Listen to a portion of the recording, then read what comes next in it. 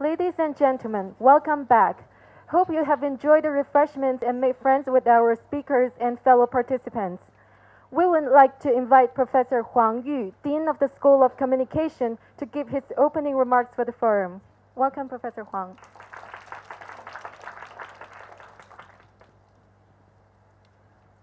Distinguished guests and ladies and gentlemen, it's given me enormous pleasure to welcome 5 distinguished journalists here to give this forum. And today's topic is about investigation and its social relevance. So this is a very, very important topic. Some of them try very hard to seeking the truth and to explore kind of social injustice, and they try to serve the public with their pen and the pencil. And also, some of the topics is very sensitive, like Bo Xilai and the Xi Jinping family and so on and so forth, which is forbidden in some parts of the China. I hope and also wish students here can vary the freedom of speech, freedom of thoughts, and the freedom of debate. So that is why we launched this forum, give us a exchange and a dialogue. Now I give the time to the speakers. Thank you. Thank you, Mr. Wang. Now we're going to leave the rest of the time to the topic to this part. Associate Professor in the Department of Journalism, who will be the facilitator for this forum. Welcome. Hi, good afternoon, everybody. Thank you for coming. Our forum this afternoon is called Investigative Journalism in Asia.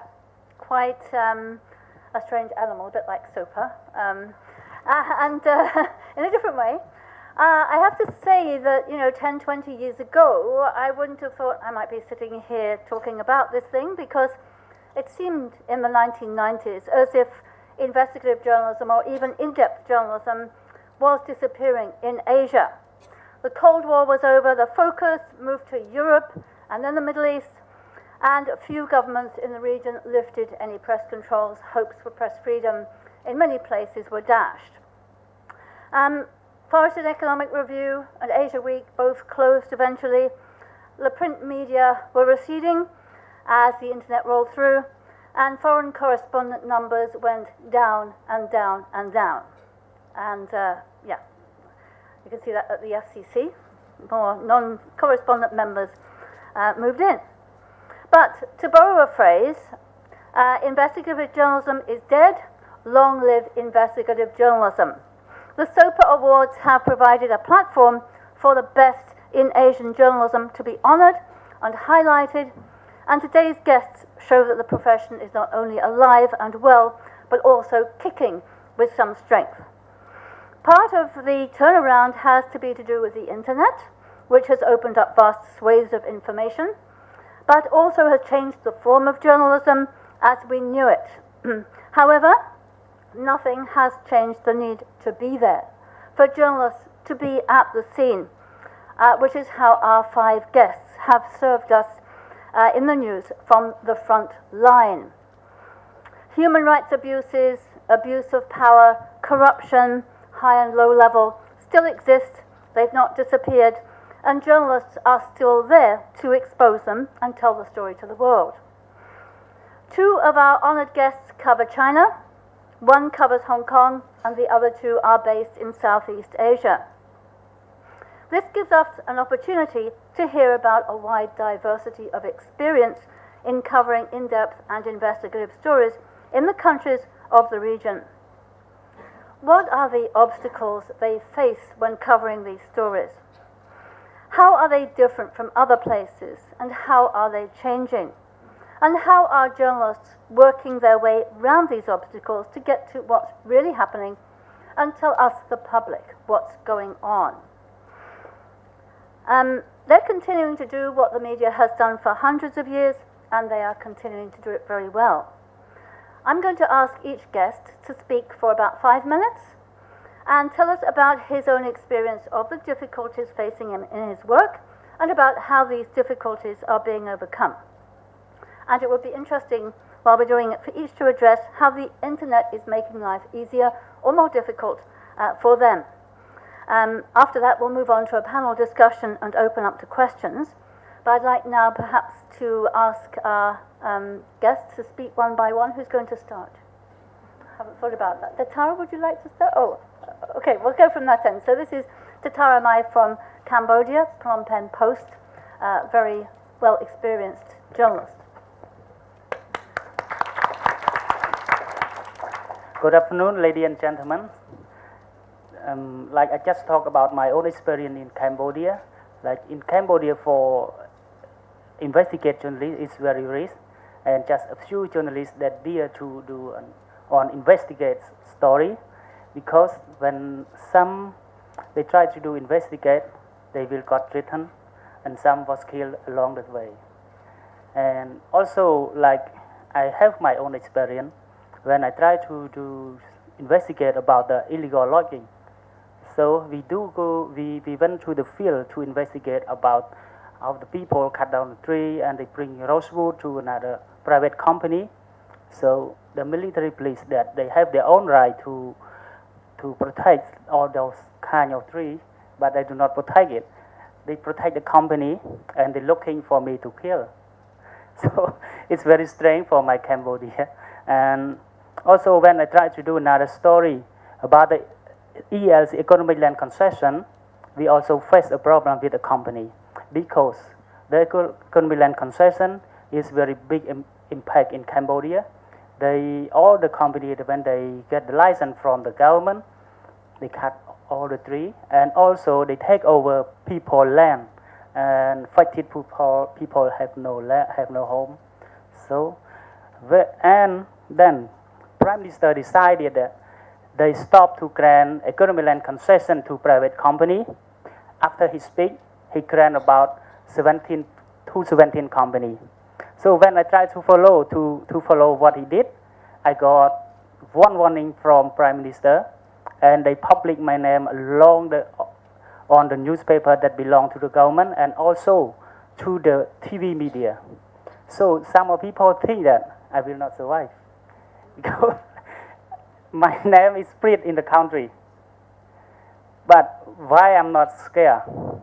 Because I think if we do not stand out, so if we do not stand out, so how can another journalist dare to follow my step? But we have to understand that when we do investigate story, we have to make sure you have all legal documents, you have true sources, and you have to do more research. Don't just believe some one source or two sources.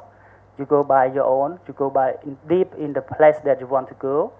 It is the man that we can do the story. And like in Cambodia, there's very little legal protection available to journalists. The judicial system is highlight corruption, which leave journalists exposed to litigation even if they have committed no wrongdoing under the Cambodian law. So, like me, I have 4 warnings two from Prime Minister, 1 from Ministry for Interior, 1 from Tycoon. They did very high business profile. But why they did like this on me? Because when we wrote that story, it will impact to their interest. So that they hate of journalists that dare to write the thing. And all the journalists, when we are work in Cambodia, some they think much about their family. So they dare not to go out to the field, they just work for pro-government. So just a few people can want to do this. And one of my friends, like spoken environment activist, Mr. Chotwati, I think some of you know, he's tried to do investigate about illegal logging with 2 journalists. He was shot to death in the field. And then, so make it journalists in Cambodia, they have to calm down. But for me, I still do it. I still stand up. So this is my experience I want to share. So I welcome for any question, because I'm not good at speaking, but it's fine to answer all your questions. Thanks. Right. Thomas Fuller, New York Times, based in Bangkok. Yes, based in Bangkok. Thank you so much. You know, I just want to follow up on the point that that you were making about the dangers of reporting in Cambodia, and I just want to tip my hat to you because, you know, if you're reporting in the West, if you're reporting, you know, in Japan, in Hong Kong, in societies that have strong legal systems, you feel like you have some sort of backing, you know, by a government, by an impartial police force, by something. But in Cambodia, you really are, in many ways, out on your own, and I think that's really heroic. You know, what you've been doing. I mean, it must feel very lonely. So I think, you know, all of us are impressed, very impressed. I'm so happy to be here. I was walking around the campus, watching all of the students who were performing the incredible feat of checking their Facebook status as they walked through the hallways and up and down the escalators, and I was watching closely to see who would bump into someone else, some inanimate object, and I have to say, pretty amazing performance of doing two things at the same time. I am guilty of the same crime. I was checking my Twitter feed this morning as I was walking around, and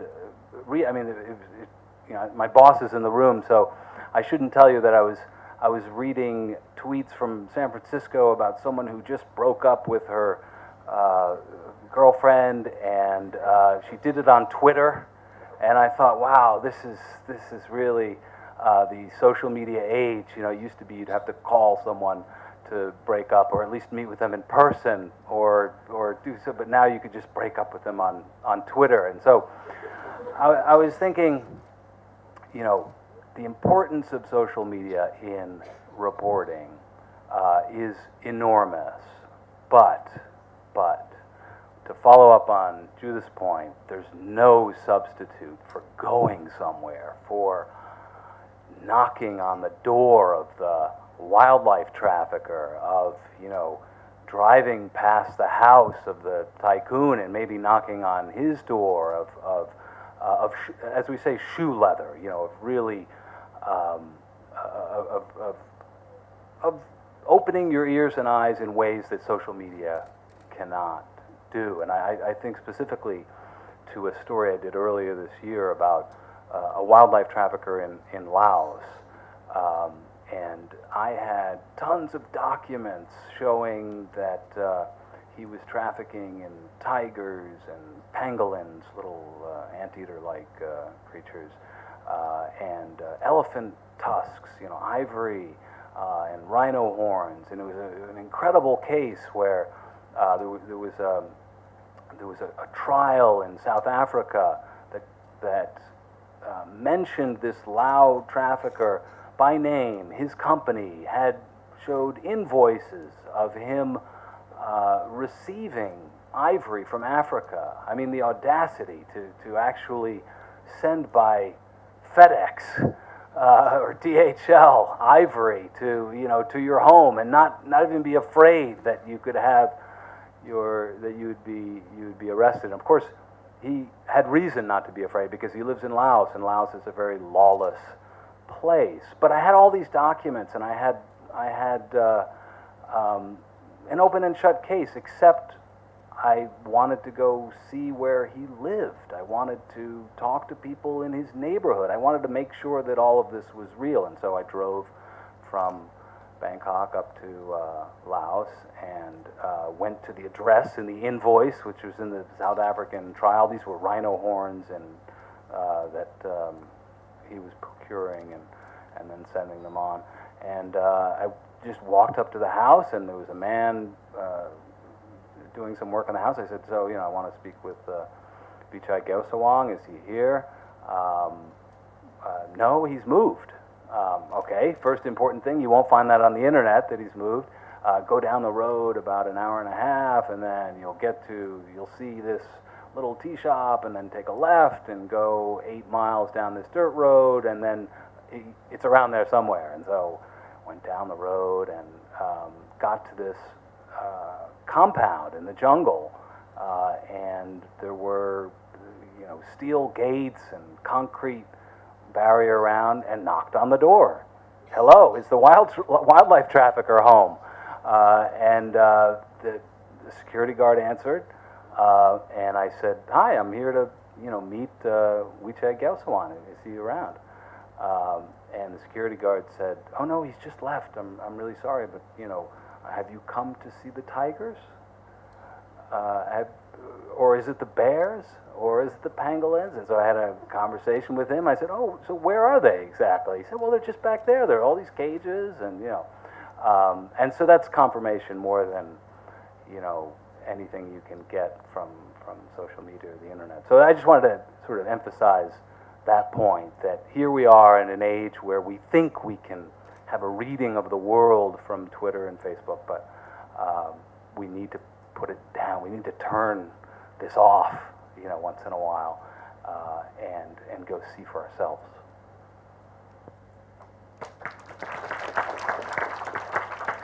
Thank you. Let's move on to Michael Forsyth of Bloomberg. So this is kind of embarrassing because our story really started on the internet. And if it weren't for the internet, we wouldn't have had the story about Xi Jinping. And I told a group of students here just now about how the story started. There's a lot of rumors about how we got this idea to write the story about Xi Jinping.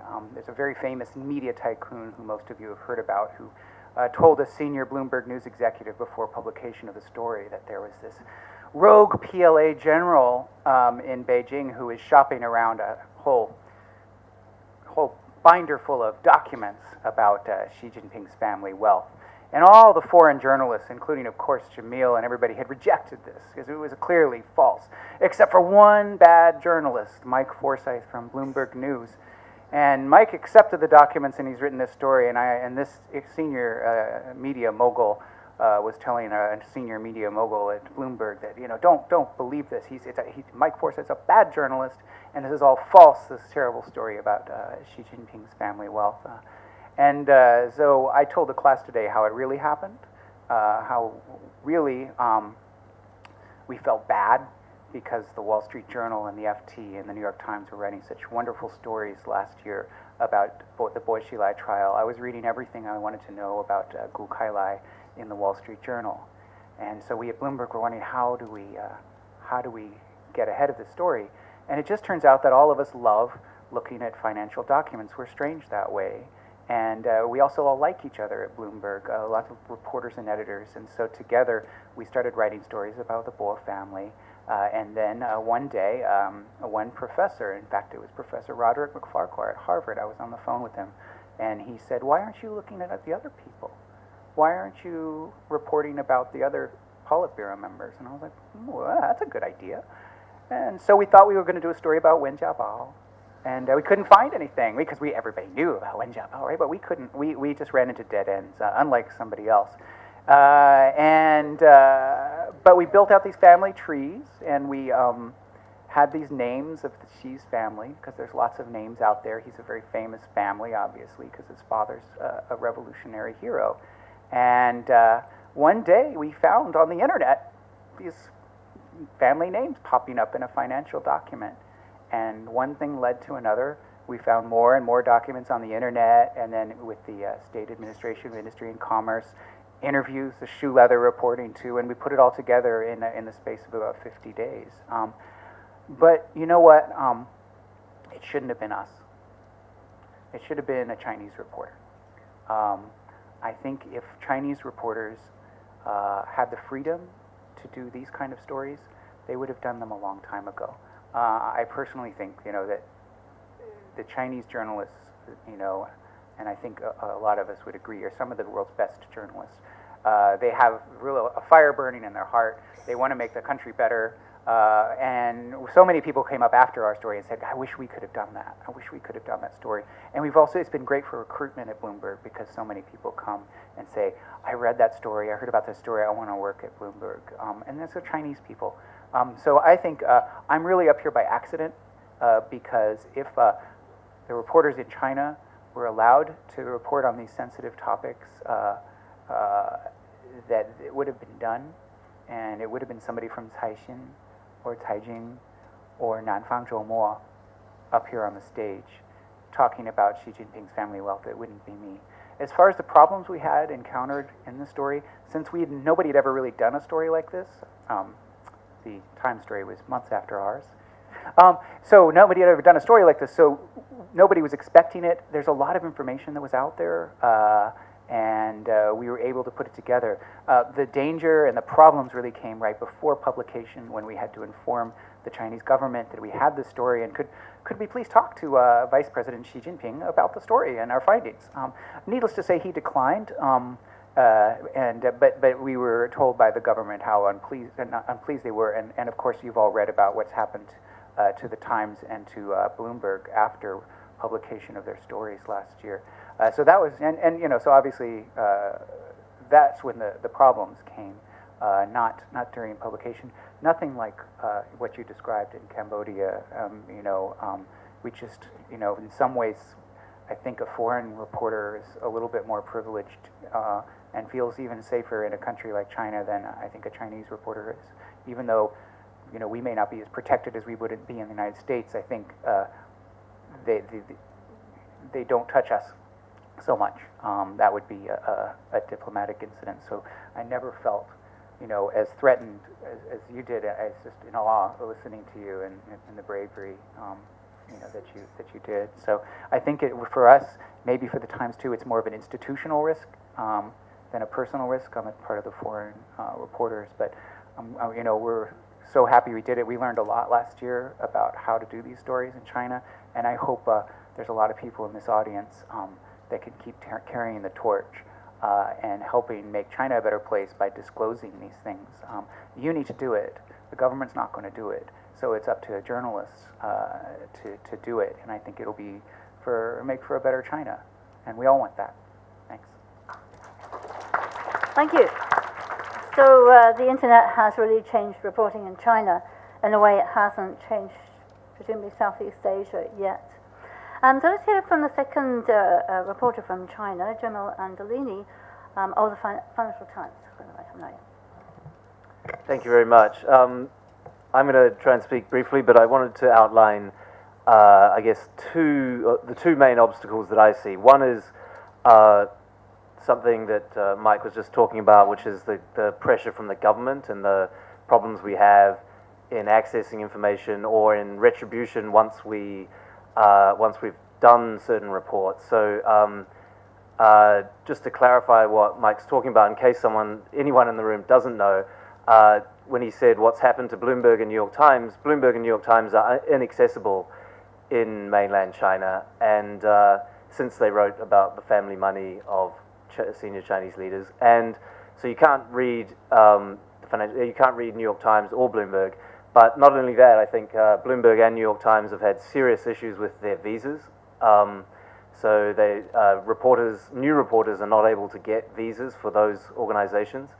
And another more sort of practical daily matter, Financial Times, Wall Street Journal, other Reuters, other big news organizations are often invited to press conferences.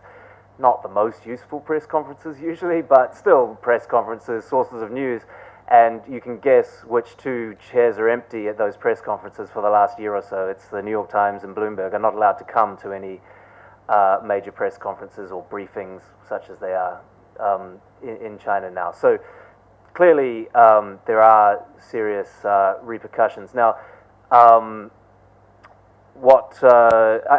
the bureau chief for the Financial Times, so what happens is I'm also the Faren, the legal person for Financial Times. So what happens is when anybody in the Financial Times writes something that anybody senior in the government doesn't like, I have to go and have a hui bei cha with have a drink, have a cup of tea, and I know how much trouble I'm in, or whether it's me or someone else in the FT, depending on where they want to meet me for my cha. So it's either, I know if they call me and say, let's meet in the Starbucks across the road, oh, that's not so bad. It's probably someone else in the FT who's done something that they don't like, or maybe they just want to have a friendly chat and, Not usually, but once or twice. But if they say to me, we'll meet in the foreign ministry, in the International Press Center, then I know I'm in a bit more trouble. And if they say we're going to meet in the main offices in the Olive Room, it's called the Ganlanting, in the Olive Room in the foreign ministry, then I know I'm in real trouble, and that I put on my best tie and I get ready and go down and get yelled at for a couple of hours sometimes. So we do face problems with reporting. There are many. Every year, journalists have to renew their visas. Foreign journalists have to. Every year, there's a process that goes through many documents you have to fill out and send in, and always towards the end of the year, everyone gets a little nervous. Oh, are we going to be turned down for our visa? Did we write anything they really were angry about? So the Chinese government has the ability to just revoke your visa or just not extend your visa for another year, and they have that ability every year, and they've used that a couple of years ago, and they're using it right now with some organizations. Then I would say, though, to Mike's point, I also admire our colleague from Cambodia very much, because I've almost never felt like I could be killed in China for something that I wrote. I feel like, usually I've felt the worst that they could do is to cancel your visa. There have been one or two occasions where I did feel like my life or maybe my family's life were in danger. My son's actually here in the back of the room, so I don't want to go into too many details because he doesn't know about all of the stories. But the main time that I think we actually are in some danger is when we write about individuals, or particularly about private business people. And I think it was something that you were talking about. It's when you are you're writing a story that could lose millions, billions of renminbi or dollars for someone. Then they have a real motivation to kill you. When you write, the Communist Party sucks, or we don't write that, obviously, but if you write something negative or critical about the system or about the party, you're not actually hurting anyone's personal interests, right? But if you write something like such and such person did a corrupt deal and they made this much money, you're then hurting their direct interest, and they have a real reason to come after you and maybe even to kill you. So the only times I felt really in danger, once was actually in Sichuan.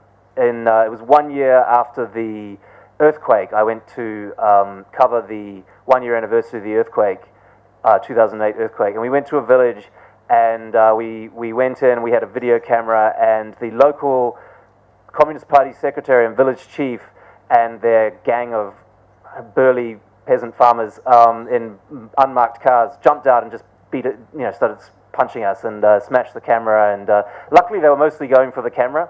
And luckily, the camera survived. It's very broken. I have it on my wall, on my desk in my office as a sort of trophy. But we got all the footage and we did a video. And so we put it out there, and it was a video of them attacking the camera. This great sort of very exciting smashed up incident. So it was interesting because the first person I called was the same guy who calls me and yells at me at the foreign ministry, and I said, "Can you help me?" And he's like, he was actually, I don't know how concerned he really was, but he definitely expressed concern, and he said, "Look, there's actually nothing we can do to save you. You should just get out of there as fast as you can."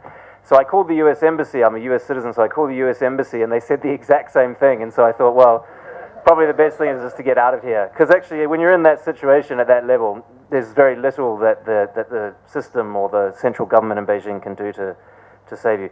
I'll curtail my comments a little bit, but I was going to say very briefly, the other aspect that is, I think, a big obstacle that no one's mentioned yet, a big obstacle for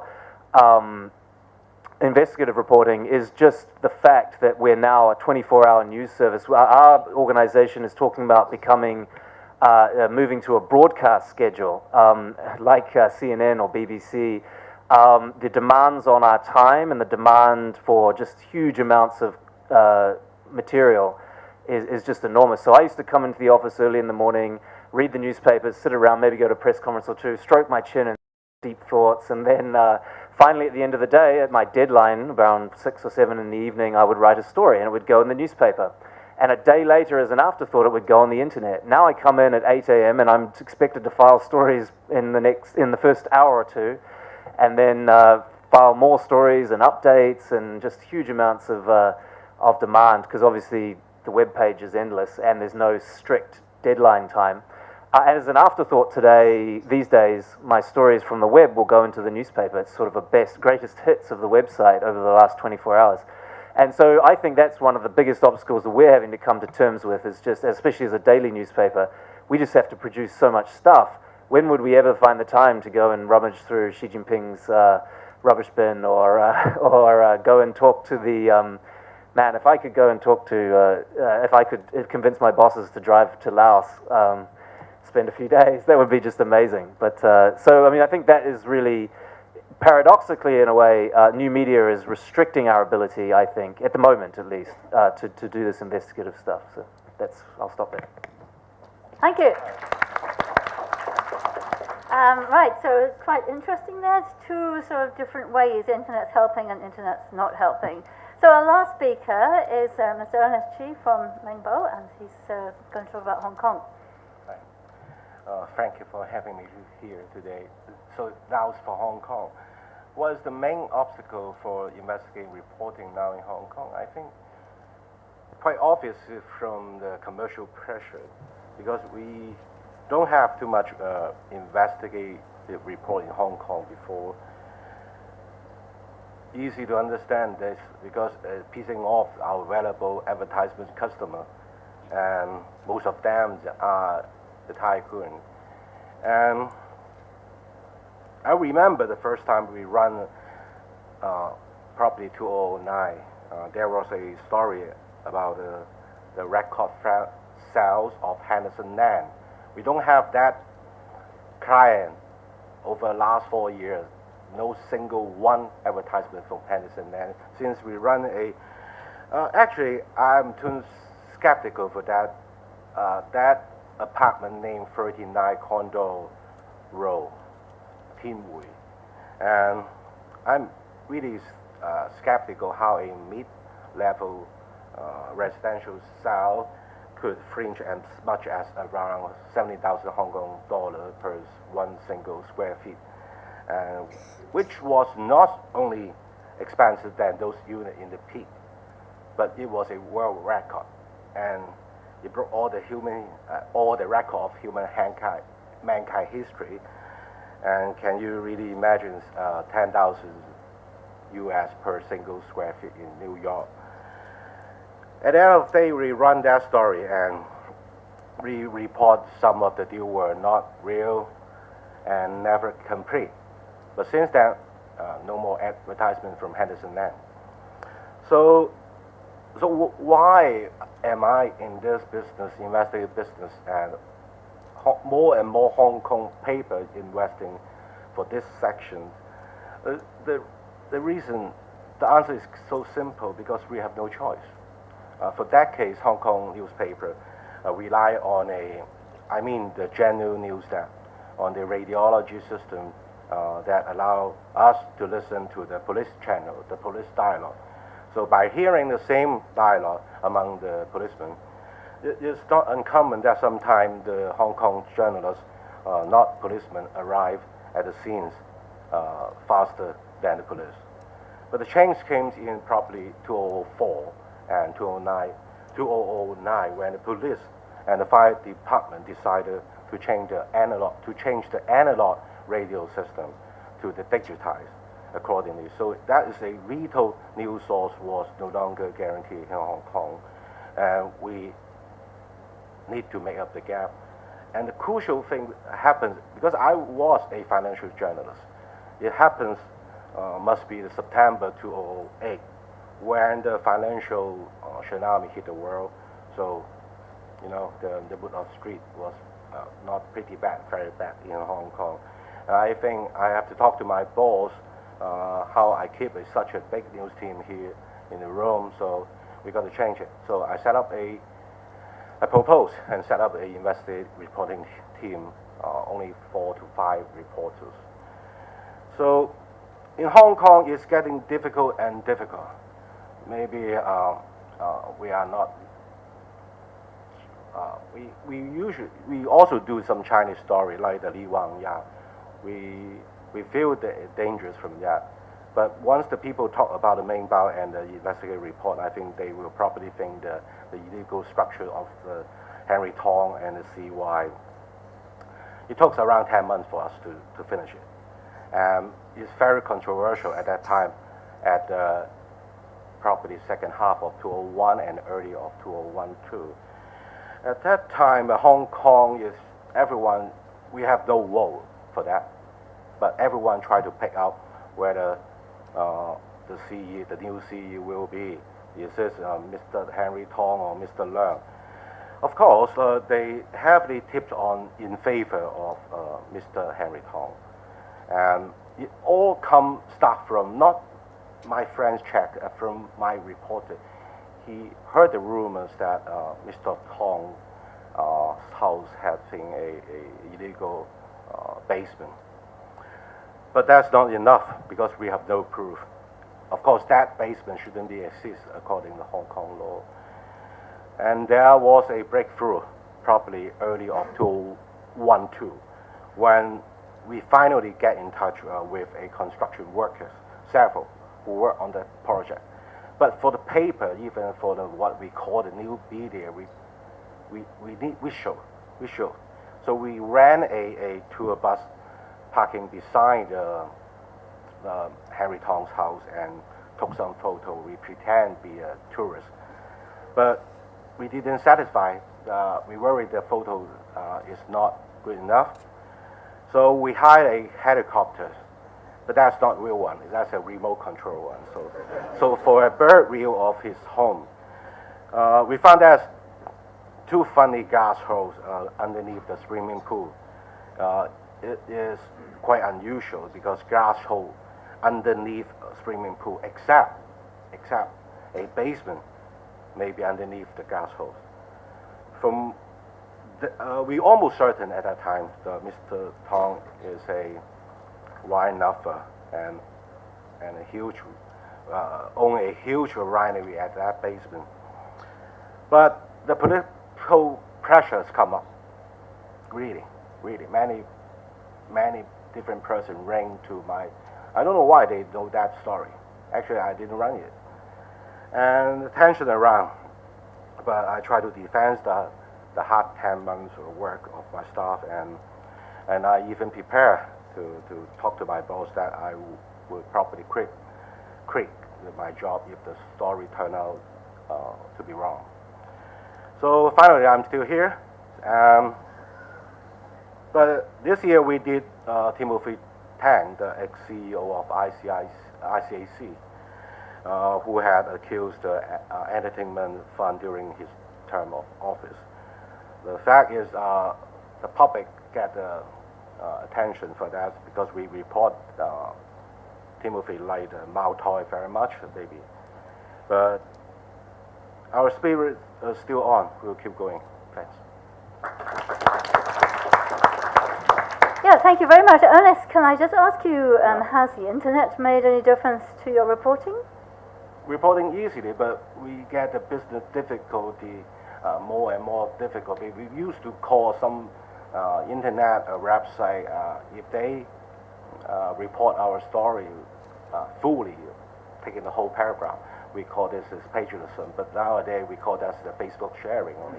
So we cannot, even we keep reporting what we call it as okay, good story, exclusive story, but we cannot convert it into the dollar revenue.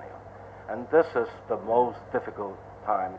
Yes, definitely help us to find more clues and information, but it also gives us what we should backfire for the whole business model now. Yeah.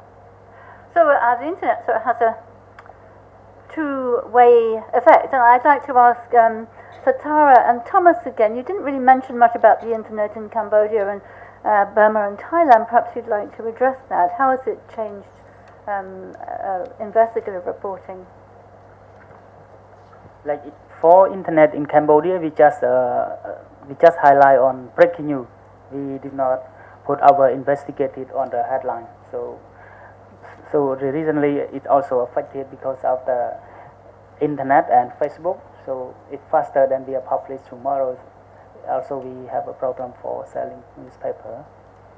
But So does that mean you get into trouble faster? no, but like It comes out earlier. we do investigate. We do not publish anything yet. We just have our plan, and then we go out to the field. So we not post on online. We wait until we have finished the story, and then we publish already. After that, we post on internet. And do you use the internet for research? Michael Forsyth has Internet we described. use research sometimes, but sometimes we have to go direct to some department to get the legal document, so that it's our proof. But it's very hard to get it. Right. And what about Thomas Fuller? I guess I'm thinking of Myanmar and the way that a country that has been so opaque and closed for so long, and where the internet was censored for so many decades. About 2 years ago, they lifted the censorship, and now you have a window into Burmese society using the internet in ways that were impossible in the past. You have a lot of Facebook comments. You can read through hundreds of comments to see how people feel about, a certain news story. And it's not, this is a country, Myanmar, that has no reliable opinion polls. As a matter of fact, the last census in the country last full census was, I believe, in the 1930s. So, it's not you have to take what you can get. But unfortunately, what the internet is being used for today in Myanmar is spreading hate and spreading racism and anti-Muslim sentiment. So it's a sad outcome of using the internet, but you can gauge the antipathy in the society. You can gauge the radicalism of some of the movements using the internet. So there's been a huge development in Myanmar in people going online, but it certainly it's a reporting tool, but it's also from a societal standpoint kind of a sad development. Thank you. I'd like to maybe just ask one more question before we open it up. After what Jamil was saying about how the internet actually made it more difficult to do investigative journalism because of the demands on journalists, and Ernest saying that it's more and more difficult to get funding for the news in the ways it used to. I wonder if you'd all very briefly just tell us how it is. You're all working for very well-established news media. How are you managing to still produce this excellent investigative journalism? Maybe unless you'd like to start. I think everyone still in this declining industry still got some passion in all our hearts, but the things we have to figure out now is for investigating reporting, the cost is high. As I'm still going to be a management of a small local newspaper here in Hong Kong, turnout rate, making the story ideas to be a real news product. I have a rough calculation. The conversion rate is roughly for 1 quarter. That means working on 4 story ideas, and usually only 1 will be printed at the end of the day. So the cost is huge and high. So I try every aspect to convince my boss to share more and more resources for this section, because we will soon or later see there's no more paper on the street, on the internet version. So, and the segmentation is going to be obvious. So for the internet, it's quite, what I should say is, we are all facing a new model, but we don't know the model yet. So at the moment, all I can do gradually spend more and more on this section. It's just like a gamble. I'm not sure is it work. That's all I can ask. Yeah, so I just wanted to say a couple of things. I know we're not in discussion time, but I wanted to say a couple of things. You said eventually there'll be no more newspaper, and I disagree. I think that what's eventually going to happen is we'll have newspapers will be sold, I'm talking 10, 20, 30 years maybe, newspapers will be sold like vinyl is sold, right? So we still, DJs and, you know, cool people listen to records on, you know, they listen to their music on vinyl, and I foresee a day, sometime in the future where everyone will, you know, you'll go down to your newspaper shop and you'll buy it and you'll smell it and you'll, you know, like people love records still, some people, and you'll have that similar experience. So that's my, you know, when I'm an old man, that's what I'm sure I'll be doing, is going down to my local news agent, which will be, you know, a cool place to hang out, and lots of old people like me, and we'll do that. So also, I would say that I think the industry is going through this really difficult time. I would say that the Financial Times thinks it has the model for the future.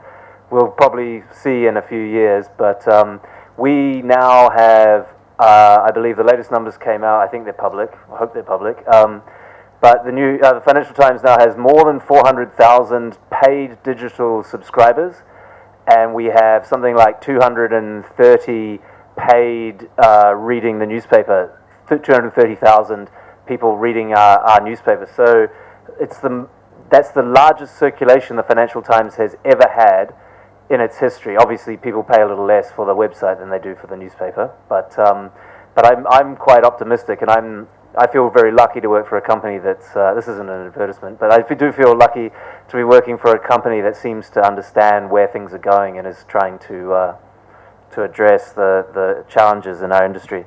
How do I get time, or get my journalists who are working with me, how do I get time for them to do investigative stuff? Unfortunately, in the last couple of years, a lot of it's been done in our spare time. So, again, over to you, to my son, because he doesn't get to see me often on weekends, or, you know, late at nights. I'm coming home.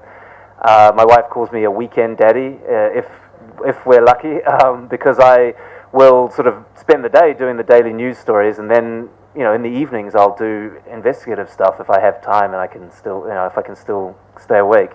Really, in recent years, it's been about sort of the love of doing the important stories. A lot of my time is spent saying no to editors in Hong Kong, telling them we're not going to do the short stories, that we're going to spend a bit more time and do investigative stories. But it's very difficult, because editors need to fill the paper or fill the website, and we all want to do the stories that win prizes. But it's a contradiction often. So. It's kind of paradoxical, but since Bloomberg doesn't have a physical newspaper, since we're all online, or more importantly on our terminals for our 300,000 clients around the world, I don't have the same kind of pressure as Jamil has to turn out something every day, which is kind of strange, but I don't. Obviously, Bloomberg's funding model is very different from newspapers, so the revenue of Bloomberg almost overwhelmingly comes from terminal sales, from the terminals that all the bankers in Hong Kong use and spend a good amount of money on every month in fees. So that gives us a little more comfort. We're pretty well staffed. And also I'm at Bloomberg 13 years. I've been a manager at Bloomberg, so I can just I can co-opt people and tell them, you know, no, I need to do this. This is really cool, isn't it? Don't you want me to be doing this? If you make me do that daily story, I'm not going to be able to do this. If you make me do X, I won't be able to do Y. And isn't Y cool? And I've been fairly lucky in the past in persuading people that, even people who are nominally my superiors. Maybe, you know, it's just because I'm the old guy and been around a long time.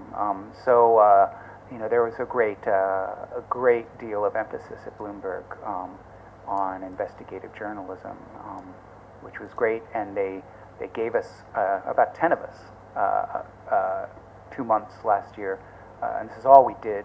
They flew us all down to Hong Kong, put us up at the JW Marriott, and we worked on the story, fact-checking it every single line. And then we did it all again in December when we did a story on the eight immortals. They go Gong Chang Dang Ba Lao. Yeah, so we did a story on that, and we did the same thing. So it was very heartening last year for Bloomberg to put that kind of emphasis on investigative journalism. And like I said, it's kind of paradoxical because we have no physical paper, but paradoxically that allowed us to do more of these stories. So yeah, it's just a different story, a different model. I was very happy that they let us do that.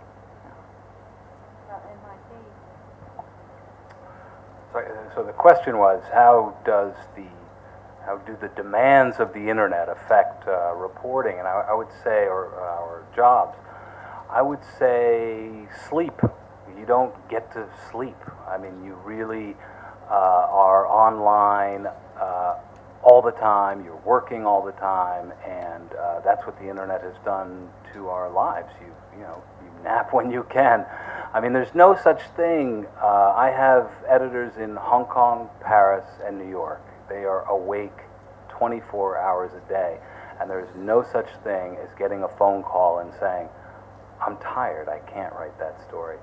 I'm sick, it's my day off. That just doesn't exist. That's not that's not in the deal.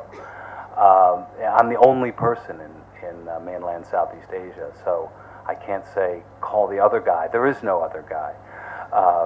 But I'm not complaining. I love it, but my cautionary advice to you would be, you can't go into this profession unless you want your job to be your life and your life to be your job. You can't. There's no way you can be a journalist in this day and age and punch a clock at the end of the day. I mean, you're on call all the time. It's journalists have become emergency room doctors. Only maybe they do get days off. I'm not sure. So like me, I'm quite different. Like when I get the story idea for investigate story, sometimes it's coming up from my daily newspaper. Sometimes I did by my own, and then we did again and again, and then we have to go to the field to do investigate. First, we did for breaking news, and then we follow up, and then we start to follow up, and then we have to have a lot of friends. We go to talk to our friend working with some NGO that involved, and also we go to talk to some government officer that can be give us document, but not to be named. We have to guarantee for them that like we get a document, but we could not say that we are get from him. So after we get all of the thing, I go to talk to my editor-in-chief. So the stories will be going done. So I will stop writing for daily newspaper around 4 days. I have to go to research by myself at the field to talk to people, and then sometimes when we go to talk to people, is like he talked before, we have to pretend to do something. Like me, when I go out, I pretend sometimes not wearing this clothes. We have to wearing like motor taxi or something like this. And then go to talk directly to people. And then we got really good sources. We got clear story. And then when we come out, we get very good story. It is the way I did. And your editors are happy to spend the money? They are so happy. So I'm lucky with my newspaper that when we propose everything is good, they are happy to pay. Well, thank you very much. I think maybe it's time to open up to questions. Has anybody got anything they'd like to ask the 5 panelists here?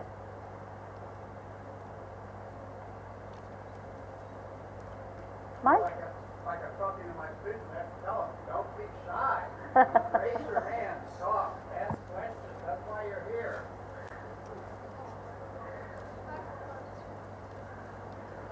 I want you asking the questions, not me. Come on, students. You've been told. Yeah, why? While we're waiting for someone to work up the courage to ask a question, I was thinking, while we were talking, I was thinking that there's a disincentive to investigative reporting especially in Asia, because a lot of the times wrongdoing will be revealed, but nothing happens.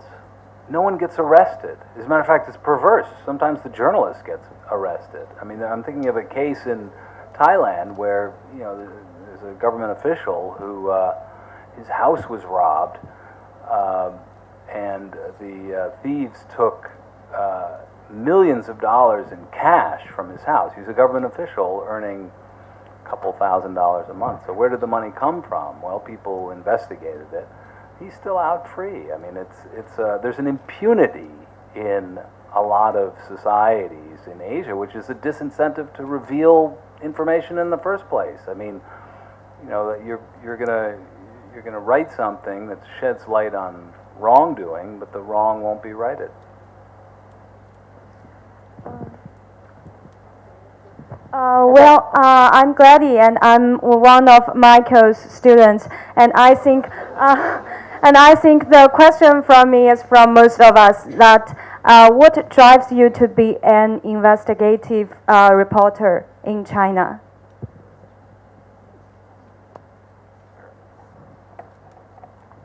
Well, I mean, it's a big honor. And now I live in Hong Kong now. I just moved here, but I was in Beijing for a total of 8 years as a reporter. You know, really, to do this, you always get, you know, an investigative reporter always gets excited about a story and passionate about a story. But I think in the case of asset disclosures for the leaders, I think I feel at least that it's our responsibility to do this because our colleagues in the Chinese press cannot. So it's our responsibility as a foreign reporter to do these stories because you can't. And disclosure of assets is a norm throughout the world, official disclosures. Even the Russians do it, kind of. And so in China, it's one of the most sensitive topics. You know, Xu Zhiyong is in jail, right? And all his crime is saying that officials should disclose assets. He didn't disclose any assets. We're disclosing the assets. So for me, that's when the government it's that sensitive. For a journalist, that means you want to run to the fire. You're like a fireman. If there's a topic that is super sensitive that the Chinese government doesn't want anybody to disclose, as a journalist, you should naturally want to disclose it. And if you don't feel that way, you should not be an investigative journalist. You should not. So we do that. And you know, luckily, strangely, China's such a magical, strange place that you're actually able to gather a lot of information, and a lot of it is available in public source documents on the internet. A lot of it is barely public, but in the Gongshangju Dang'an, you know, that's not really public, but it's public enough. And so you can put these together. And so I feel very, very passionate, and I've told my editor-in-chief in New York this, that it's our responsibility as a foreign news organization, because we have this special right. We are, in the U.S., the organization that discloses campaign donations, assets, is called the Federal Election Commission. It's a small, dingy office in Washington, D.C. I used to do this in Washington. I did campaign finance in Washington, so I reported on all the donations that the members of Congress were getting. That's easy. That's easy.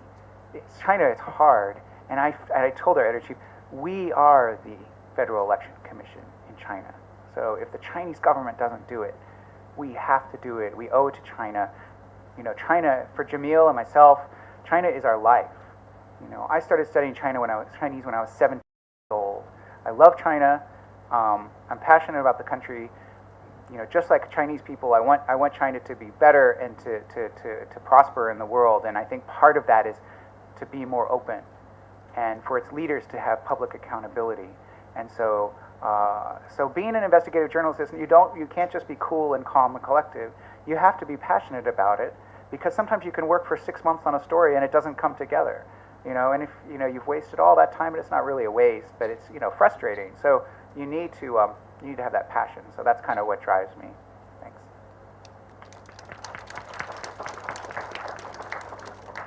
Hi, I'm a local reporter at SEMP. So we've got one more from China. Oh, you just asking what? Okay, Yeah, I've got some notes here I can answer to.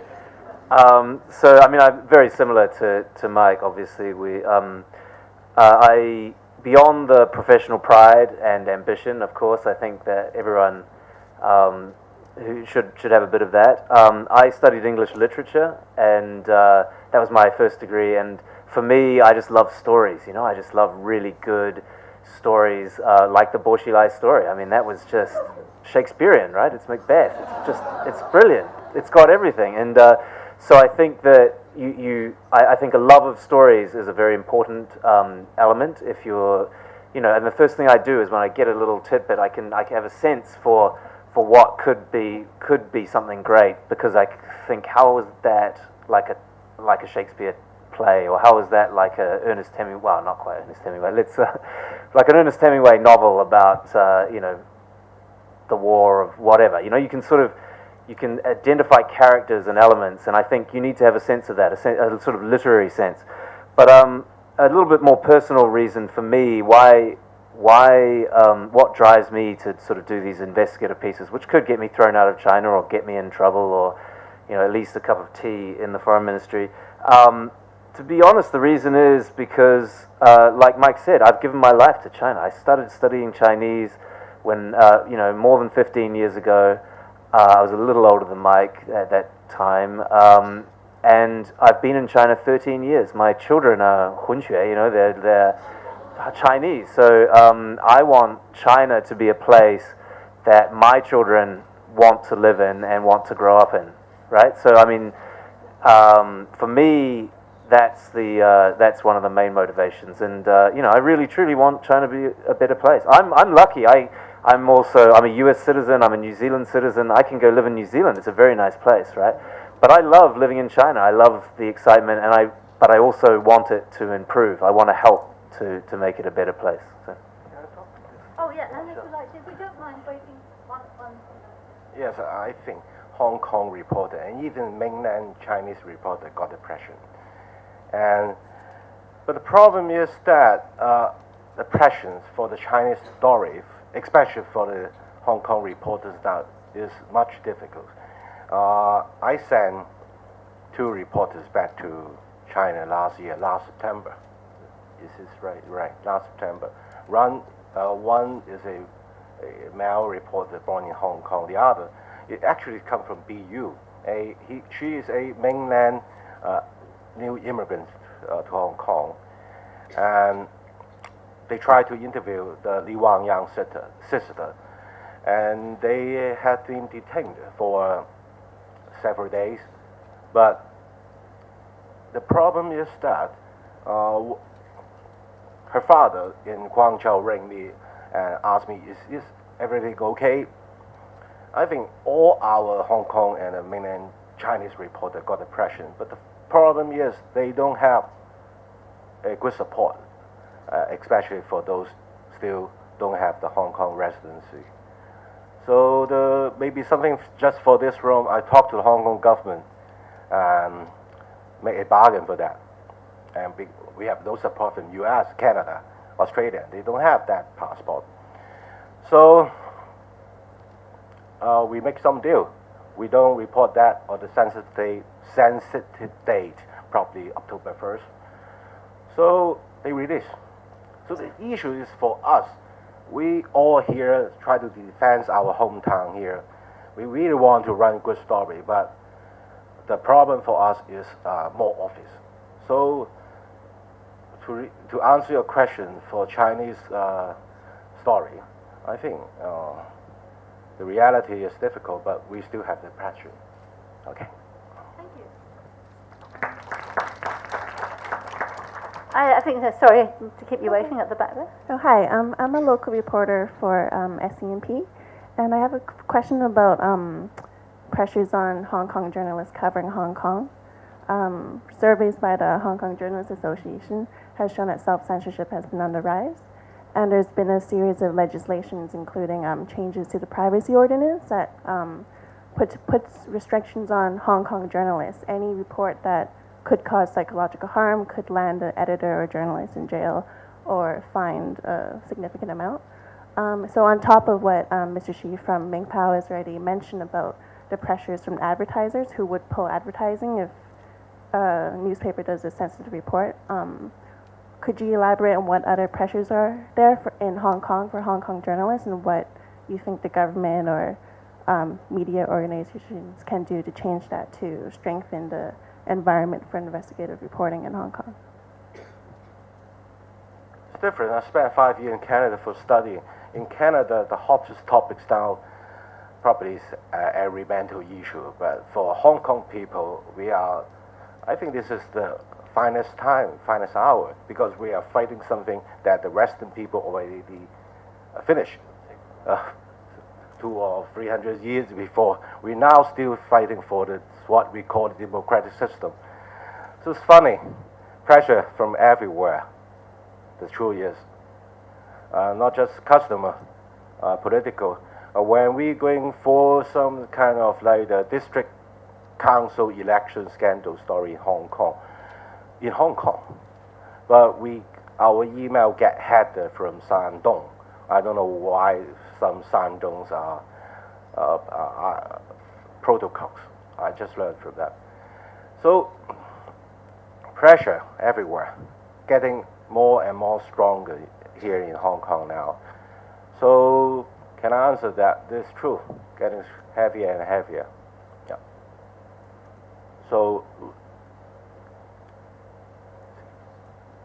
question for that? To answer your question?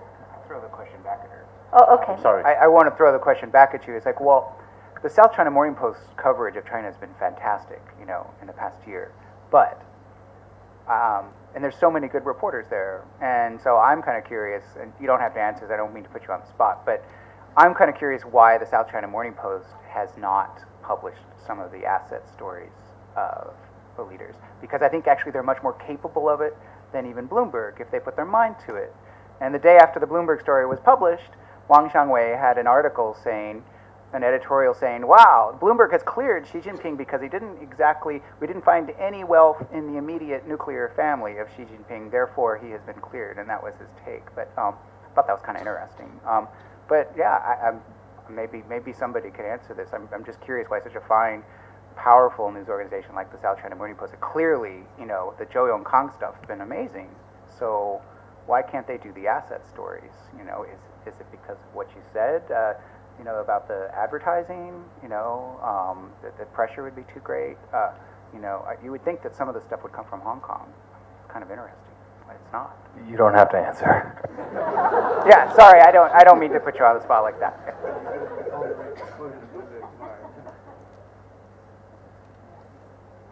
Okay, there's a question up the back there. From Radio France.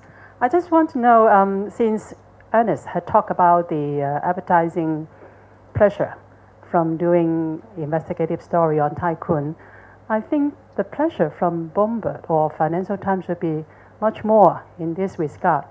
So I just wonder whether Financial Times and Bloomberg or even New York Times have this experience.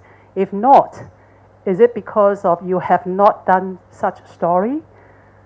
And it is because of your psychological barrier. You know the result or the effect of doing this kind of investigative story, or with other reasons. Thanks. I'd like to take it first because I have an answer. One thing that we noticed in the last couple of years is a huge. A very big fluctuation in our advertising revenue, obviously. The Financial Times relies heavily on banks and big financial institutions, or used to, for a lot of our advertising revenue for obvious reasons. obviously, we then had a huge drop in advertising revenue in 2008 and in subsequent years. Now, something that's very interesting, and this began actually even before the financial crisis, but has accelerated since then, is the Financial Times has focused very, very much on reducing our reliance on advertising. Not because of we're worried about pressure from external, but we're worried about survival. So for the Financial Times, we not only are the big majority of our readers now online subscribers, but I think large majority of our revenues actually come now from subscriptions and other business, not from advertising. Because if we continue to rely on advertising, we open ourselves up to real problems when advertising dries up, and it does. It's a very, very volatile revenue stream for everyone. I would say that I'm just a lowly foreign correspondent out in the field, so I have never ever seen an example of a story being killed because it said something negative about a bank or an advertiser. I actually, to be honest, don't even know, and I think the Financial Times is very good at this. They don't even tell us who our advertisers are.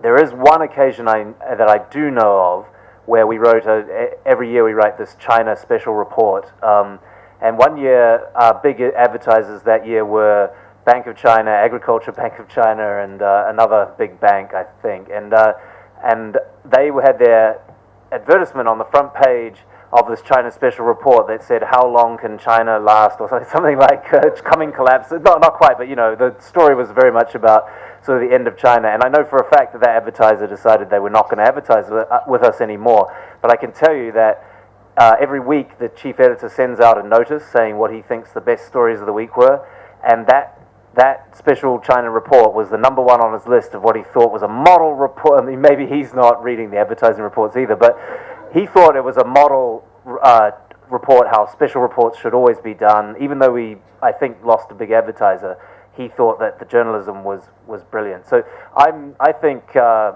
we're lucky that there's such a 125-year-old newspaper, Financial Times. I think I'm very lucky that they have, over the years, learned to separate the advertising and the commercial side completely from the editorial side, and we're very insulated from this as a problem as a journalist.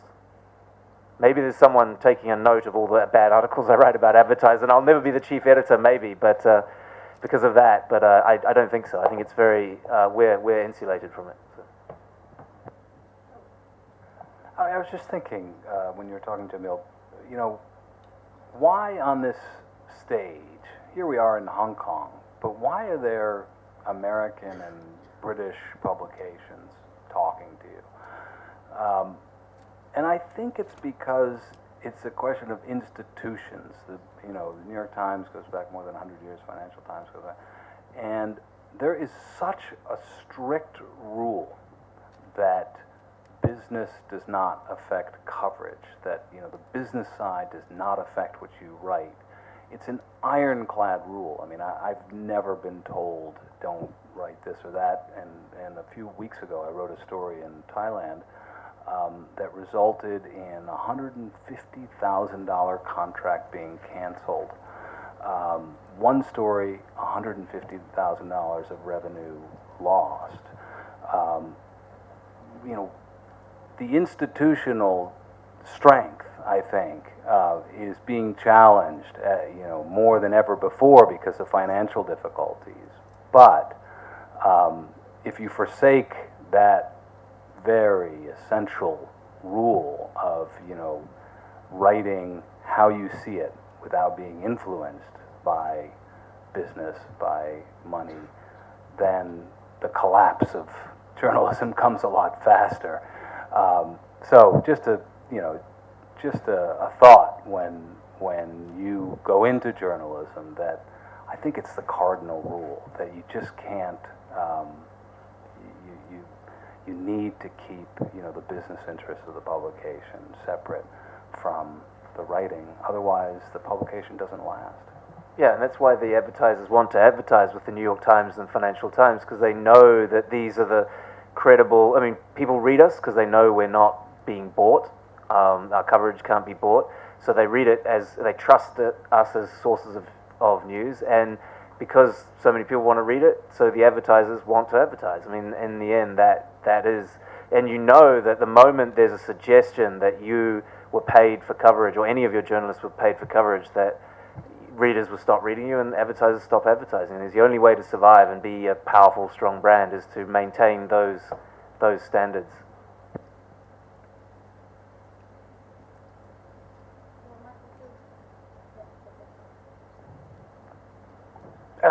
Those of you in the sharing session this afternoon know I have a really big mouth and I like to talk a lot. But I'm not even the far end for the Bloomberg, so I think this is way above my pay grade. Okay, I have a couple of questions at the. Oh, there's lots of questions coming now. I think you were first there with the lacy dress. Wait for the microphone.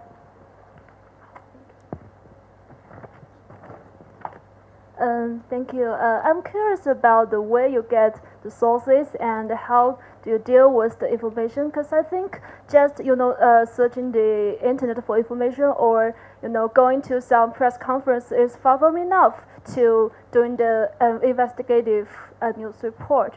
So I want to ask Mr. Forsley, just take the Zhou Yongkang as an example. How, if you are dealing with this story, what would you do? Like talk to what kind of people and going to some what places to get more information? Could you give us an example? Thank you so much.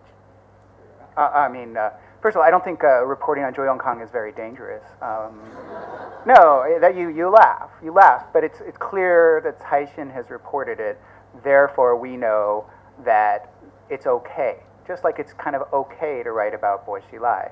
So, Zhou Yongkang and writing about him, maybe if you go too far and you discover, billions of dollars, it would be a problem. But so with that, lots of news organizations are working on that, and there's some things you can get documented. You haven't seen really big blockbuster stories coming from the foreign news organizations because it's hard, very, very hard to determine identities. Like Zhou Bin, like it's, who is he really? And then you may, for example, knock on a door in Southern California in a place called maybe Laguna Woods, and no one answers the door, so you can't talk to maybe somebody who's possibly related to Zhou Yongkang. So we try, and you find addresses, things like that online. You find them in filings. You get cell phone numbers in filings, and you call people. But Zhou is a difficult story just because it's not as. There's a lot of dead ends, but maybe the FT will come out with a really good story, or the New York Times at some point. Yeah, a couple weeks ago. Yeah, yeah. There's have you had my sharing class yet? Because I go through a lot of the documents on how we get a lot of these stories. So if you haven't done it yet, if you could go on Thursday, I show all these documents from our Xi Jinping stories. You can see some of the things we look at to get us started, and then you do the human reporting, the knocking on the doors based on sometimes on the documents you see, and so we can talk about it then. Yeah. I'd love to follow up on something you said, which is very interesting. The role of press conferences. I've noticed around the region that a lot of reporting in local newspapers is driven by press conferences. What happened? What was said in the press conference the day before?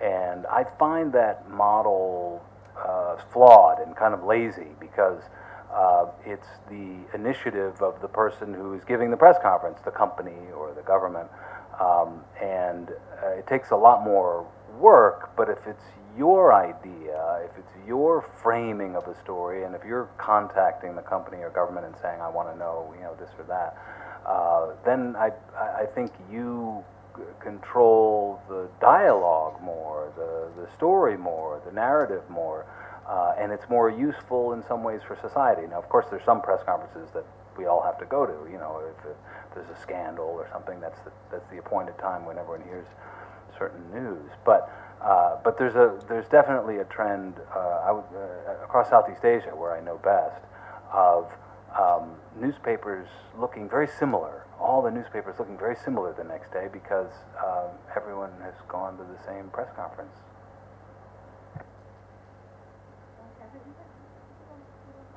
No, okay. Brian?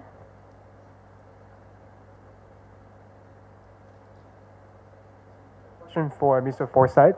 So it's fair to say that investigative reporting involves a lot of number crunching.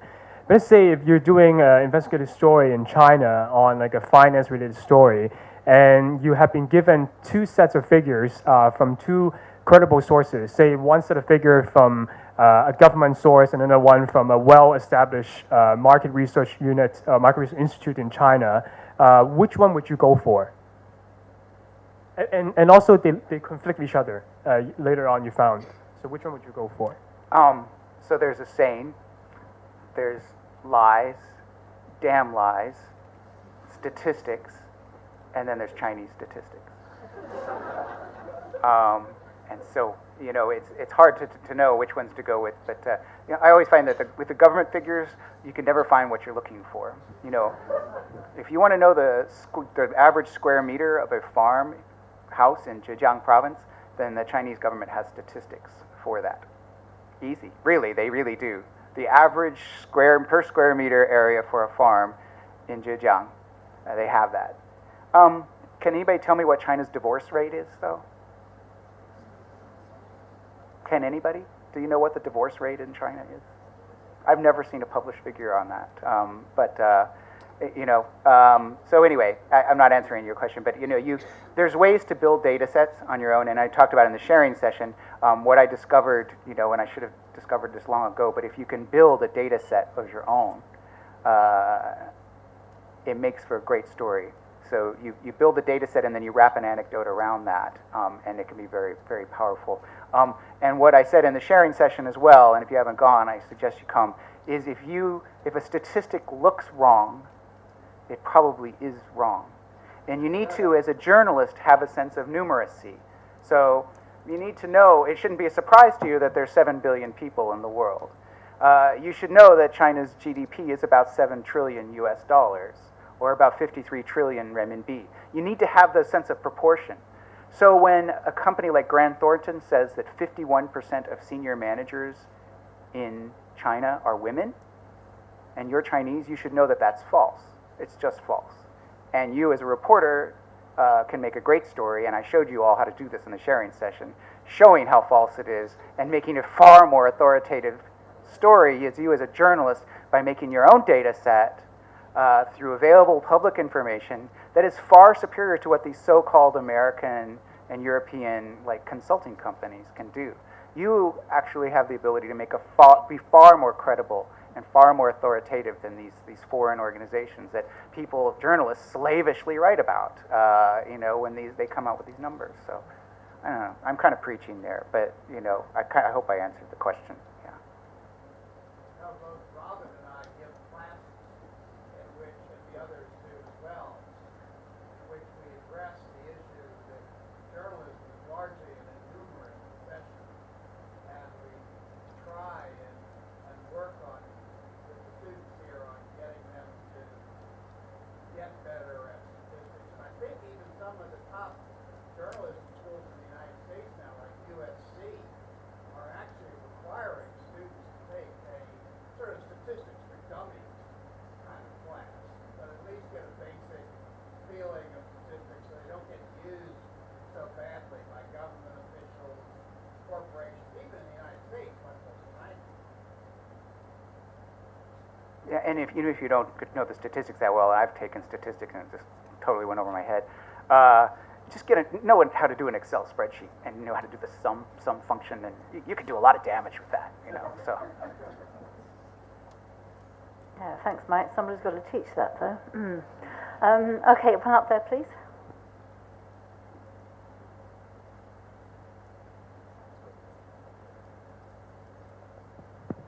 I have two questions here. First is I want to ask you whether you want to share with us how you make your investigative story credible. I mean, sometimes do a lot of investigations on politicians, and you don't get enough official documents, like in China or Cambodia, I don't know.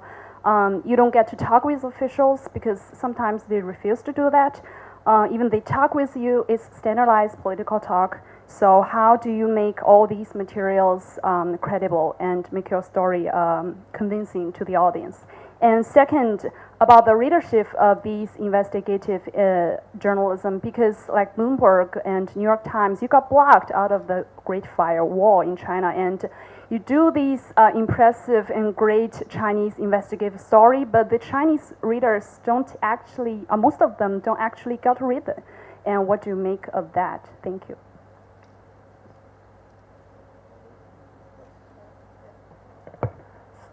So for me, when I did investigate, when we know we are hard to get the document from the government officer, but we start from our source first, and then we have to take a look at least 3 sources, and then we find some NGO that they recognize and they work on the story that we did, so we get the statistic from that.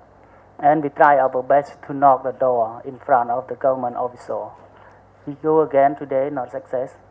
Tomorrow we try to go again. And later on, we will meet some low-level officer. Sometimes the high-level officer, they will not tell you. So the low-level officer, sometimes we said, okay, I just want to get this statistics, so can you give me? Sometimes they said, okay, that's fine, I give to you. So we don't think that we waste our time, just go again and again. We try to go it 2 or 3 times to get it. Okay. I have a question. Okay. Firstly, I would like to thank everybody for sharing your experience. My question is with investigative journalism, especially with respect to China. As we all know, I mean, it's a censorship-driven society, where even surviving as a journalist, I think, is quite difficult. How would you think, I mean, we can tackle investigative reporting as a reporter in China, and what kind of tips, tricks, or suggestions could we use from your experience?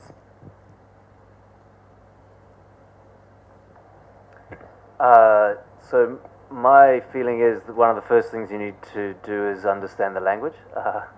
Read and speak Chinese, I think it's very important. My Chinese is still, I've studied for 15 years and I worked on it for a very long time, but it's still, I have a funny Laowai accent, I'll probably always have that funny accent, but what I did very early on in my career is I forced myself to read newspapers every day, so I got to the level where I could read probably a lot better than I could speak, and that was, I think, one of the smartest things I did as a journalist in China, so that's very important.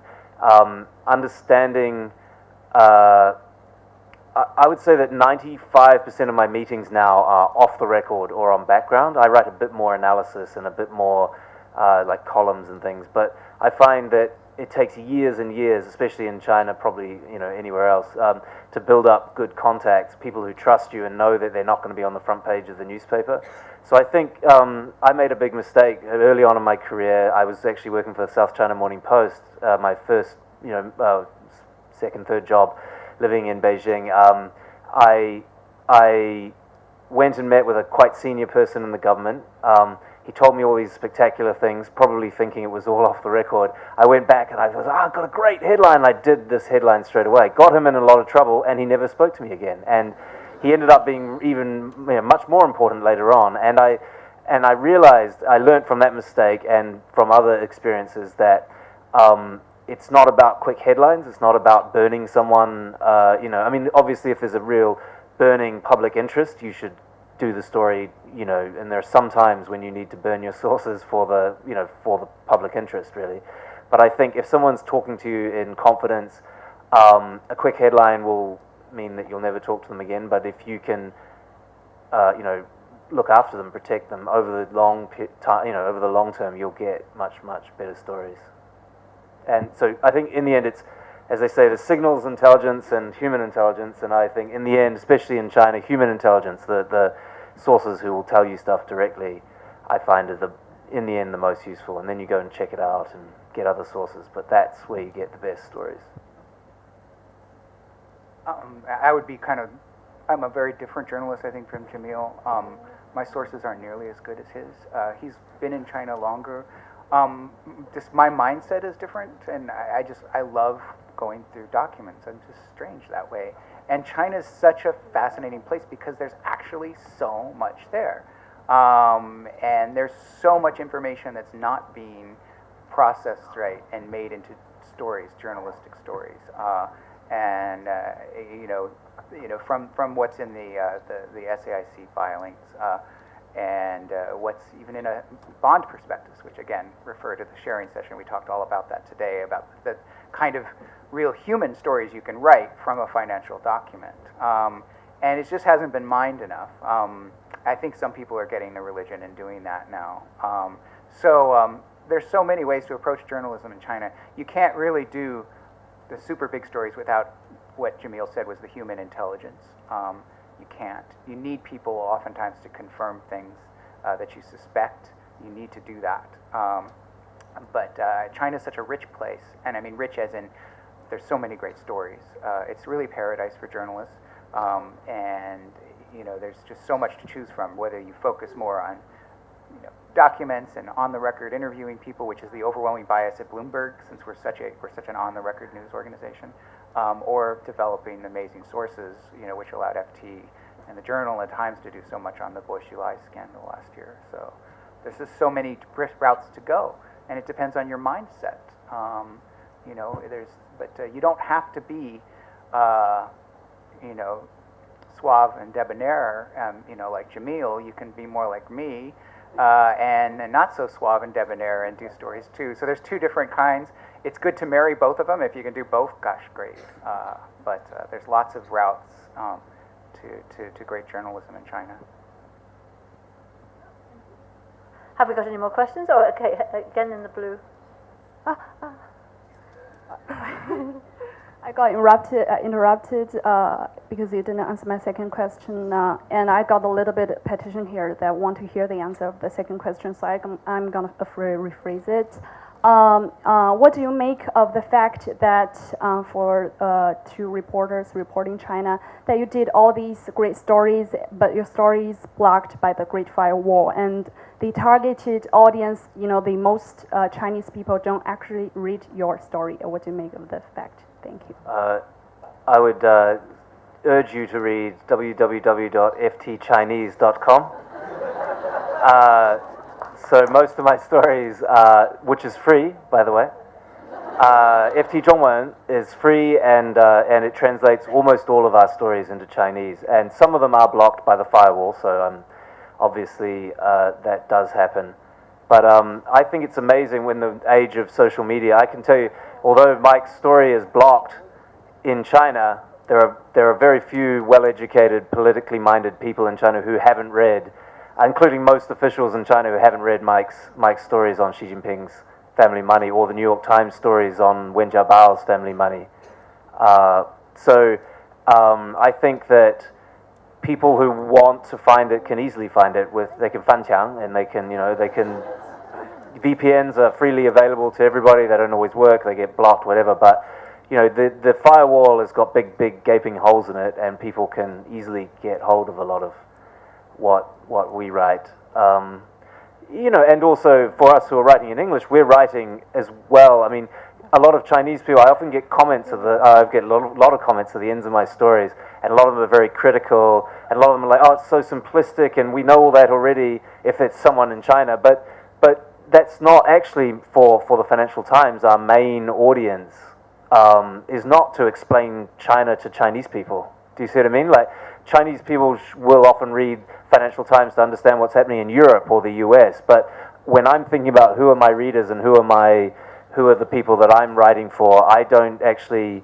the first person I think of is the dentist in Geneva or the software engineer in Silicon Valley, because that's who I'm trying to reach. I'm trying to say, China, something is happening in China, and here's what it is, and explain it. I mean, literally to the point where some of my editors have told me you have to say Mao Zedong, a leader of China. You have to explain who Mao Zedong is, or not every time, but you know, they'll literally say Deng Xiaoping, who, you know, you have to put an explainer who is Deng Xiaoping. So for a Chinese audience reading that, they think that's really stupid. I mean, everyone knows who Deng Xiaoping is, but maybe not all of our readers outside. So, do you want to? I mean, the government did take extraordinary measures to block the story. You know, if you did a Weibo of the story, and I know there was an editor-in-chief, I think, of a major Chinese news organization who, you know, he Weibo the link, you know, to all his funds, and his account, not only was the Weibo post blocked, but his account was disappeared. I'm sure he's reincarnated by now, but you know, extraordinary measures. And while I would agree with Jamil that many educated and politically savvy Chinese may have either read the story or known about the story, it's still striking how many people in China have no idea, including people who should know better. There was a spokesman for a billionaire who I interviewed in June who wanted to see the story we did on him, and it's like he got back to us and said, "I'm having real trouble finding the story on the internet." Well, that's because Bloomberg is blocked in China, you know. But he didn't know that, and he's a media handler for one of the richest people in China, and he didn't know that Bloomberg was blocked. So that to me indicates that a lot of people in China, you know, it has not reached out to a lot of people. Although, like, there probably is. If you really want to know, yes, you can fanxiang and you can read the story, but a lot of people haven't either. It's kind of sad, but. Yeah, we still have time for some more. Oh, okay, we got one at the back there in the chat show. Oh, you're okay. You've already got the microphone. I want to ask a question. Maybe it's too young, too naive, but I want to ask too. I thought it for a long time, and I find that all of you are men.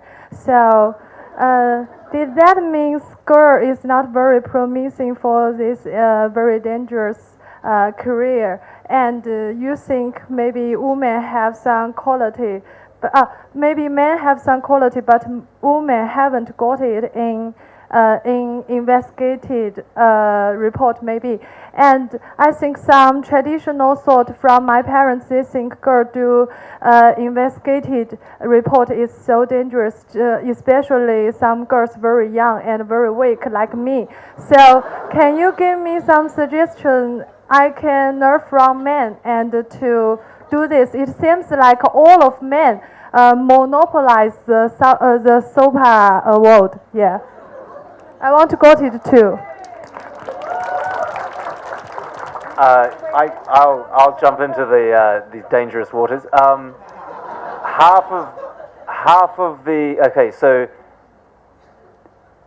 the people in the Financial Times in China are women, and all of them have won numerous awards, I think, including in SOPA. And my deputy until very recently, she's just moved to be the bureau chief in Moscow for the Financial Times.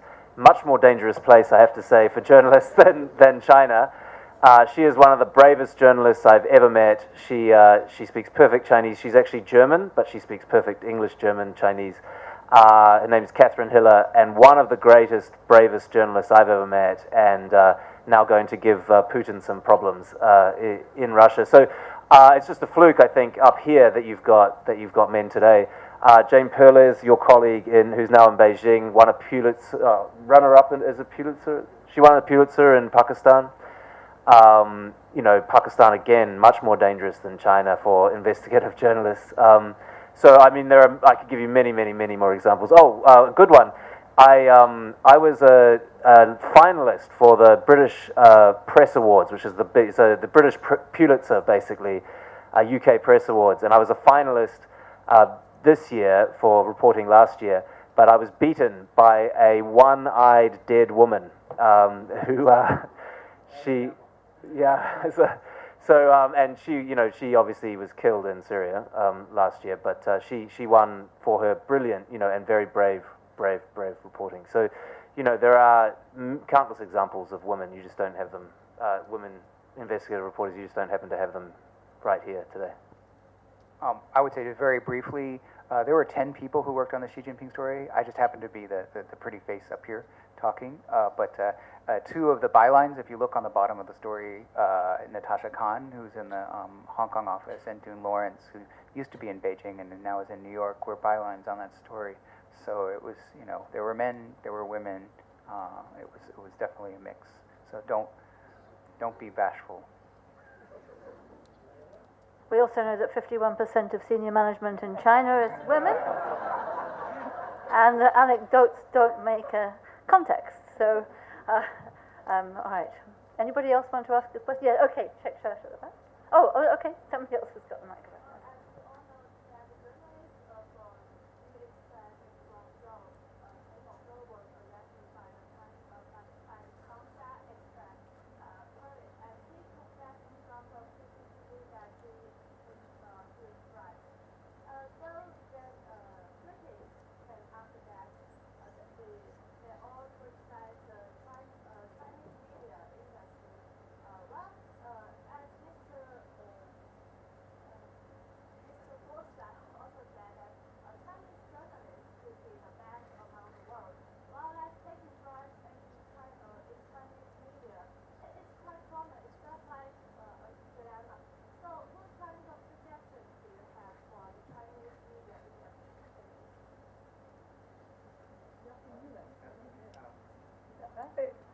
I mean, there's bad journalists everywhere. You know, certainly we've had our scandals in the United States with journalists who are unethical, who lied about their sources and made up information. And just because you confess on CCTV, does that really mean you're guilty? You know, do you really believe it? You know, as a journalist, you need to be incredulous, not credulous. You know, you need to be doubtful. So was he forced to confess? Did he really do it? I don't know. I don't know. Maybe he did. You know, certainly we hear about these things in China, and you know, I think a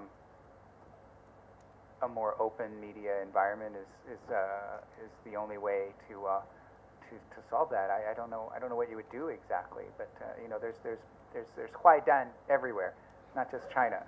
You know, so don't let that make you feel bad about the reporters in China, because for every one Huaidan, there's 12 Haodan. You know, there's so it's, you know, don't make that feel bad. Don't think that his example, if he really is guilty, and we don't know that, you know, reflects on all of Chinese journalists. It doesn't. You know, just like Jason Blair doesn't reflect on all American journalists.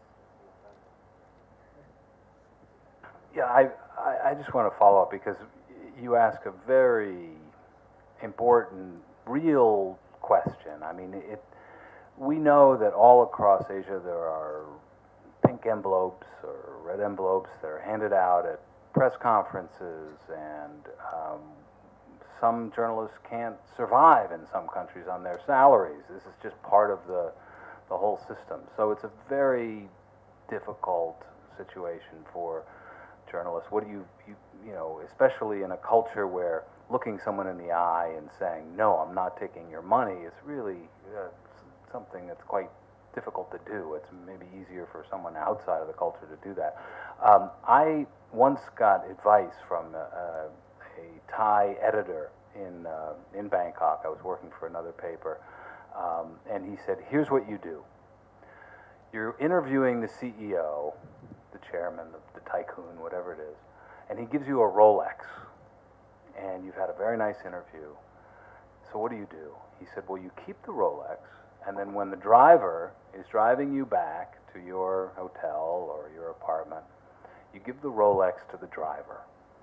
And that way no one has lost face and you haven't accepted the gift. So I think there are ways to be culturally sensitive and to not completely burn your sources, and, you know, no one wants to deal with a reporter who's self-righteous, you know. So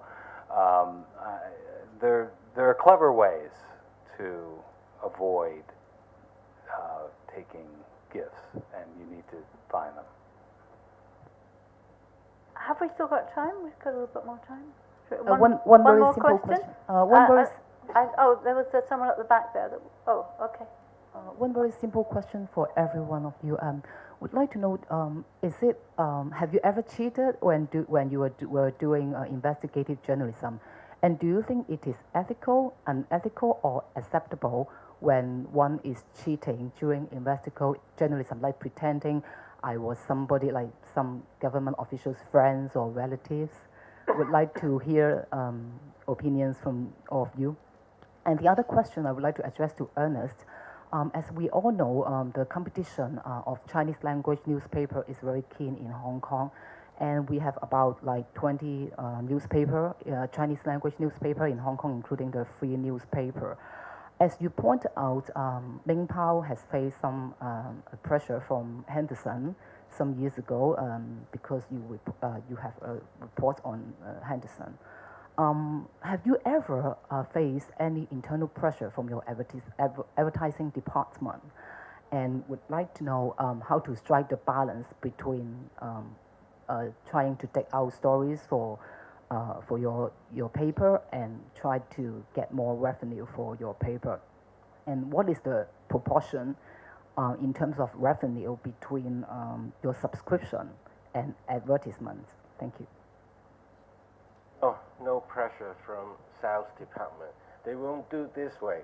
Probably, I will receive some call from the PR agent. You know, some local tycoon, they hire more PRs than our reporters' number. One of the tycoon, I really make a calculation. He probably has more than 100 PR. Okay, so they will send us a letter, arrange a lunch, give us a fact, and even a booklet that contains almost 15 stories. You didn't run story fairness, no fairness. They really want to use some kind of technical reasons that your report isn't good enough. They never will make a strict speaking, say, if you go to print this, we'll take off that commercial advertisement. They won't do this. They will only using the technical procedures.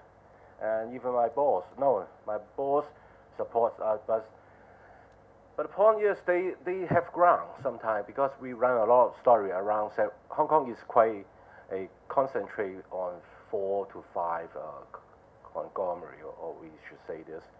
So they can collect our report.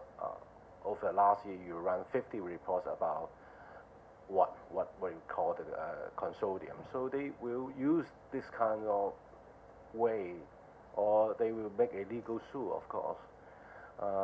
So yes, no sales department of course, but they use different kind of ways to do it. Yeah. So first question, anybody very quickly? I can very. Oh, you want to? You go ahead.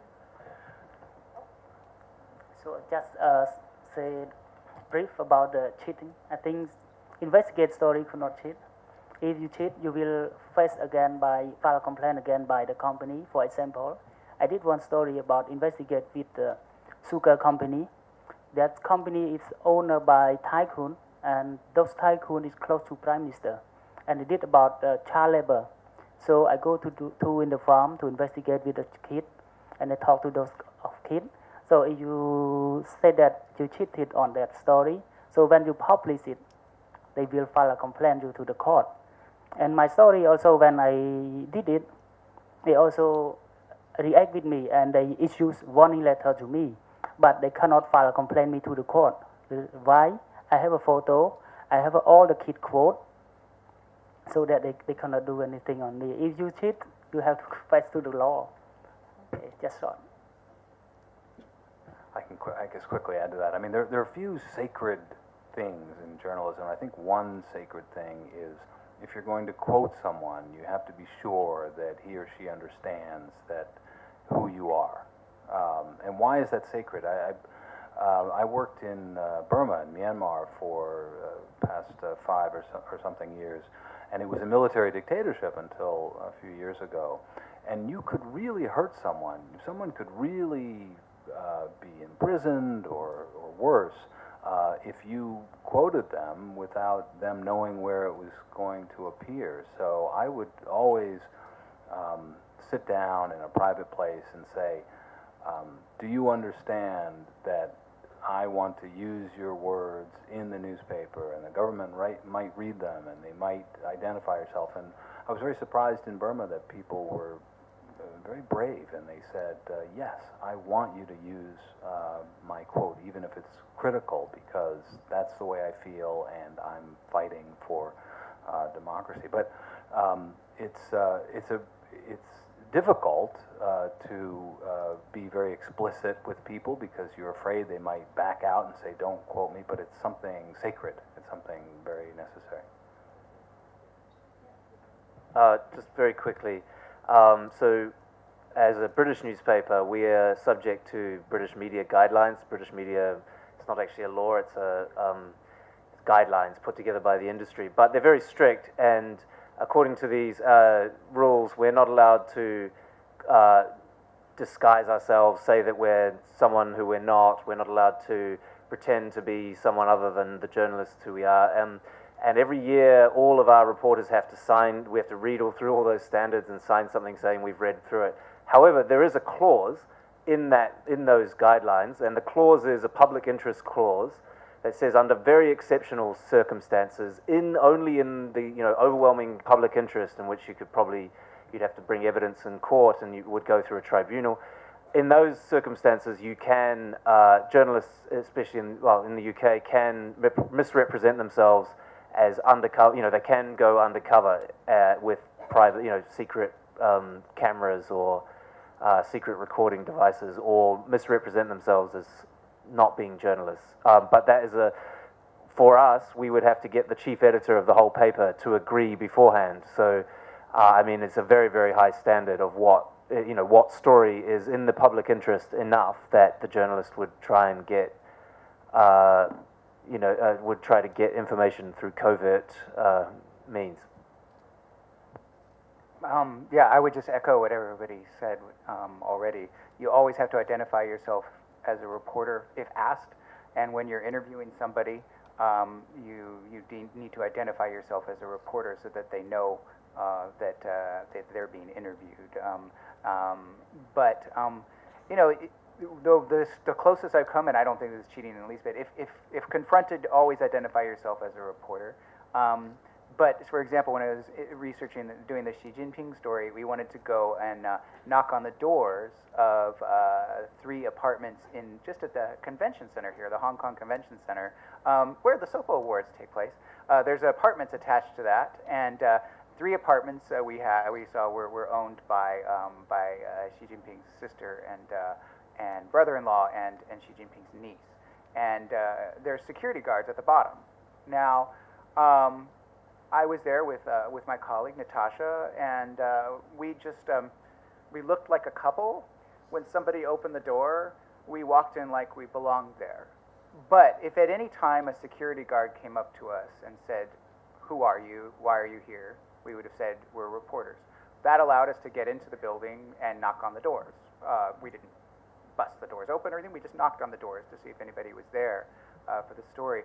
I wouldn't call that cheating. I'd call that reporting and door knocking. And like I said, the rule is if confronted, if asked, you have to be honest and tell them what you carry. And you can never ever break that way. You can never go under false pretense. One exception: if a man with a very large knife is running after you, you can say, "No, I am not a reporter." I think that you're allowed to do that. You're allowed to do that.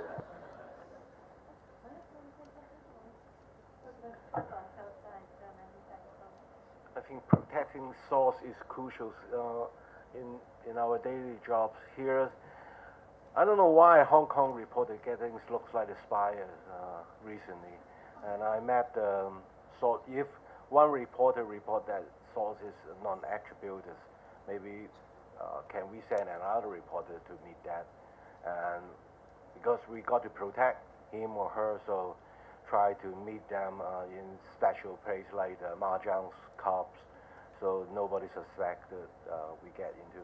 In China, we keep changing the mobile phone SIM card, changing the taxi, 5 find some middleman to help us, most likely, most from the Chinese reporters. So, yes, protecting them, and I'm not answering that question particularly, but what we have doing, we believe the source, but we prefer the hard evidence as well, not just some file. When I see the movie, All the President Man, it was so lucky. Their boss can accept free sources. But right now in Hong Kong, since those strong pressure, we cannot just print that story by 3 or 4 sources. We need to find some hard evidence.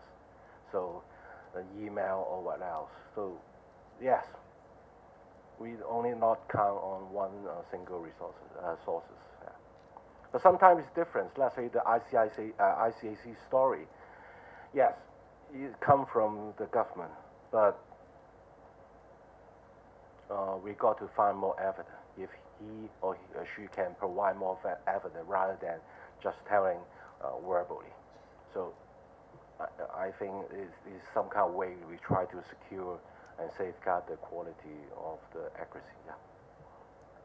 Well, thank you very much. I think if you've got more questions to ask, I think we're way over time, and there are going to be several sessions.